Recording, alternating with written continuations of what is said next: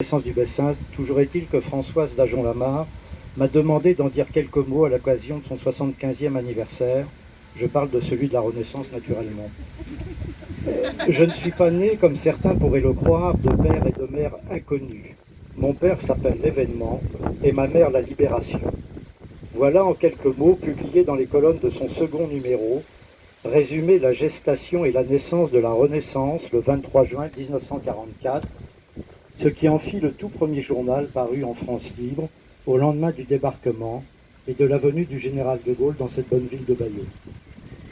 Pour remonter un peu le fil de l'histoire, au commencement était le Progrès bayeuxin, dont le tout premier numéro parut au lendemain de la promulgation de la loi sur la presse du 29 juillet 1881, une loi toujours en fonction d'ailleurs. 10 ans plus tard, le Progrès changea de nom pour devenir le Journal de Bayeux, qui vécut jusqu'à juin 1944. Les locaux étaient situés passage des Boucheries, rue Saint-Martin, mais vraiment pour les plus anciens bayeuxins. C'est là sur les presses, enfin sur la seule machine à imprimer de l'atelier, que fut donc édité le tout premier numéro de la Renaissance. Beaucoup de choses furent dites sur la création du journal, certains s'en attribuant la paternité. Au lendemain de la venue de Gaulle à Bayeux, le 14 juin, François Coulet, commissaire de la République, arrivé sur la combattante, eut en charge de rétablir l'autorité du gouvernement provisoire de la République pour les territoires libérés et gérer entre autres les questions de ravitaillement et d'aide aux réfugiés. À l'époque, faute de radio et encore moins de télévision, il fallait donc un journal pour tenir informés les habitants du Bessin. Le journal de Bayeux, ayant paru pendant 4 ans sous la tutelle allemande, fut frappé d'interdit, comme le seront plus tard la majorité des journaux en pareille situation. Son matériel fut confisqué, son personnel réquisitionné, et le 23 juin 1944 parut sur du papier fourni par l'armée canadienne, le premier numéro de la Renaissance du Bessin, ce fameux premier journal paru en France libre. Départ social fut alors attribué à quelques personnes de la bourgeoisie locale, pas spécialement issues de la résistance d'ailleurs, mais n'ayant tout au moins pas collaboré sous l'occupation. Le tout sous la responsabilité de Triboulet, sous-préfet fraîchement nommé. La vie reprit dans le Bessin et plus tard sur l'ensemble du territoire. La Renaissance se contenta de se limiter aux frontières de l'arrondissement et suivit son bonhomme de chemin jusqu'à l'avènement de la publicité, de la radio puis de la télévision. L'équipe de porteurs de part en place, n'ayant pas particulièrement la fibre de la presse, ne prit pas toujours les bonnes décisions, ne suivit pas toujours les évolutions technologiques, l'évolution des mentalités, les attentes d'information de la population. À cela, Raymond Triboulet, principal actionnaire, devenu député depuis 1946, se servait abondamment des colonnes du journal à des fins électorales, ce qui ne plaisait pas obligatoirement à tous les lecteurs, pour ce pléonasme révélateur. Faute d'être géré et dirigé correctement, petit à petit, le journal périclita pour frôler le dépôt de bilan au milieu des années 60. À cette époque, mon père, Guillaume Mercader, qui s'était alors retiré des affaires commerciales qu'il avait développées en Normandie après 1945, et qui, faute d'être présent à la création du journal, puisqu'après les années de guerre et de résistance, il était parti dès le 20 juin 1944 au service de contre-espionnage de l'armée américaine. Il fut donc sollicité, pour ne pas dire harcelé, par Raymond Triboulet pour prendre les rênes de l'entreprise Renaissance. Triboulet reconnaissant en mon père, au-delà de ses sentiments gaullistes, des qualités de gestionnaire et d'homme d'action, mais aussi voyait en sa personne un sauveur de ses intérêts financiers personnels. Alors principal actionnaire, il était par là même responsable des pertes financières à hauteur de son capital.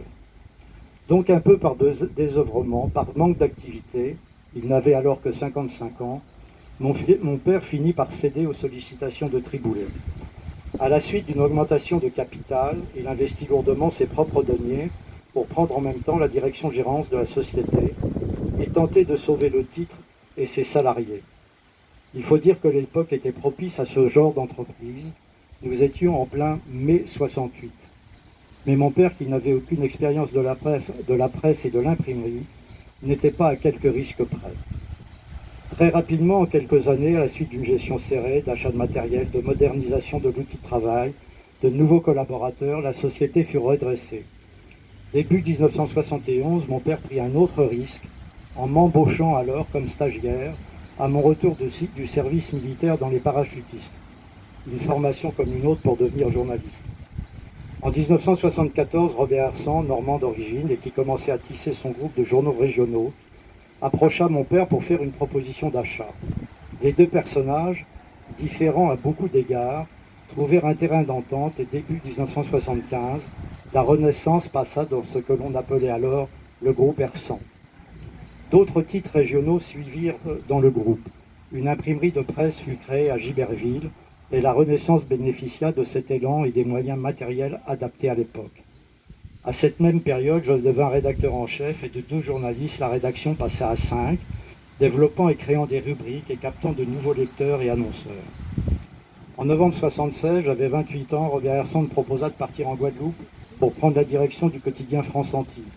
J'y restais alors un peu plus de 3 ans pour revenir dans le Bessin, après un passage de 6 mois comme directeur des Nouvelles de Falaise, et prendre la succession de mon père à la direction de la Renaissance en juin 1980. Au cours des 12 années passées, de 1968 à 80, mon père avait totalement renforcé et sauvé la situation de la Renaissance. En lui succédant de 1980 à 1995, à la tête de la société, j'eus toujours la volonté de développer l'implantation du journal, ainsi que l'activité de l'imprimerie, et de faire en sorte que la Renaissance fut le lien historique des habitants du Bessin avec leur journal.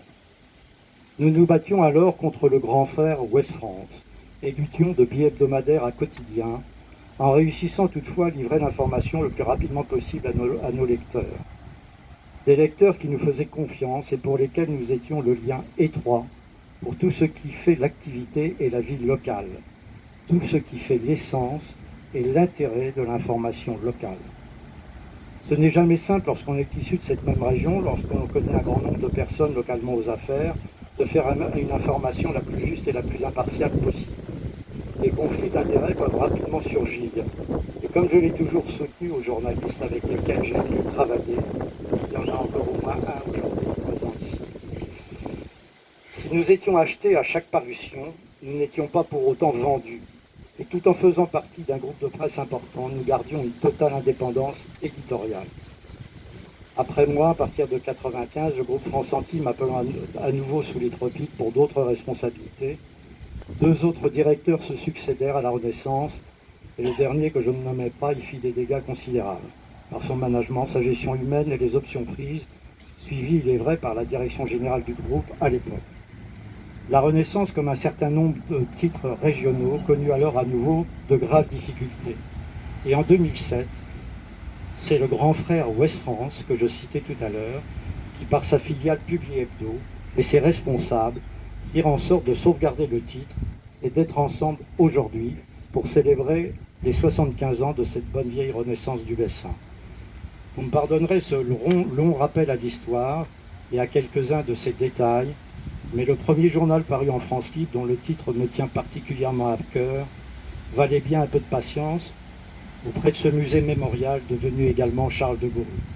Tout un symbole pour cet anniversaire.